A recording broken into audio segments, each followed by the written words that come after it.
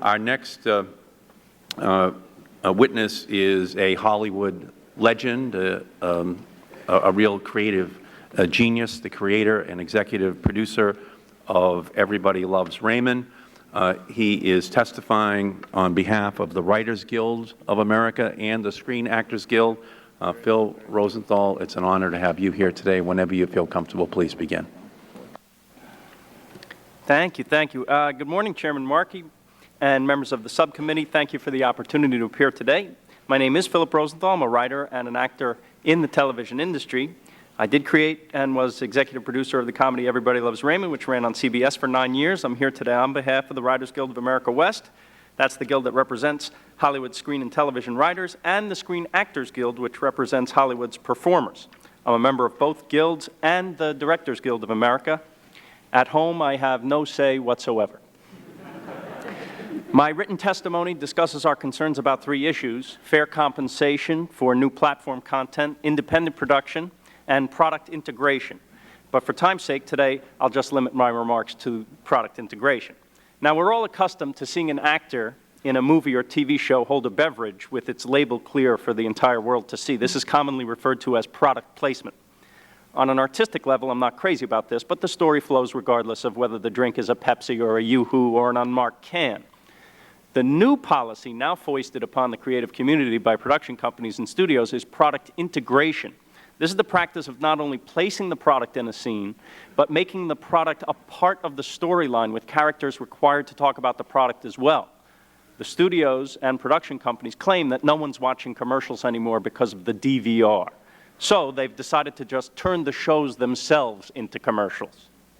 In 2006, product integration occurred more than 4,000 times on network primetime television. A recent episode of Desperate Housewives, for instance, featured characters discussing the cool features of a Nissan Xterra. On Smallville, contact lenses helped one crime fighter with her duties, prompting another character to say "AccuView" to the rescue. Oreo cookies were a major part of the plot in 2 separate episodes of the family drama Seventh Heaven. We have a clip. I think what they're saying is you can give a person a few Oreos and they'll talk to you. Don't you dunk? Yeah, have some Oreos. Oreos? My favorite. Oreos are my favorite. I think it's time for me to go home. We should be having cookies with our brides. Cookies and milk. Cookies and milk. Cookies and milk. Cookies and milk. I love you, Rose.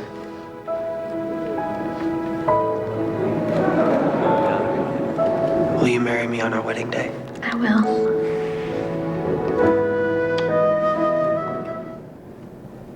That's a beautiful story, yes.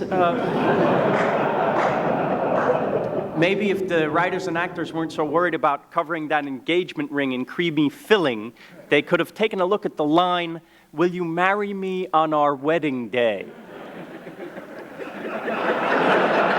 Right? Surely a nominee for most terrible anything. In addition, the reality television programs are chock full of integrated products. The poor contestants on American Idol must make Ford commercials every week, which are then presented on the show as hip videos. And the judges can't say anything about it because their mouths are full of Coca-Cola. If we're concerned about the effect commercials identified as commercials have on our children, how much more insidious is this new practice? This is a level of corporate pressure that impinges upon free expression over the airwaves and the long-established protection of viewers against stealth advertising. As writers, we believe our creative rights are affected when we're told we must incorporate a commercial product into the storylines we've written. Actors are subjected to forced endorsement when their character must extol the virtues of a product within a television program, a practice that can seriously impact an actor's ability to get an endorsement and commercial deals. For the public, product integration exploits the emotional connection viewers have with shows and their characters in order to sell merchandise. It also raises the serious issue of adequate disclosure. We believe that writers and actors, as creators of television, should have the opportunity to refuse integrations if they believe it will harm the integrity of the program. To protect viewers, we support disclosure that both adequately reveals product integration, is legible, and held on the screen long enough for viewers to read. Maybe at the beginning of such shows, it could say, this program contains references to Reynolds Wrap. The network has been paid for this inclusion. The writers and actors have not. Maybe this would end the problem.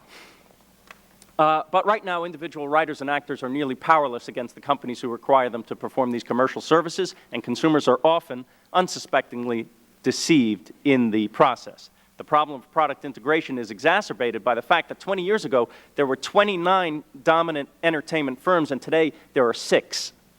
Our kids are watching. We are watching. Would we have wanted our memories of Casablanca to be Bogart saying to Ingrid Bergman as they said goodbye, "You're part of his life, the thing that keeps him going. Now get on that plane and enjoy United's nonstop 3-class service to Paris with seats that recline a full 180 degrees." Thank you for the opportunity to testify. Thank you, Mr. Rowe.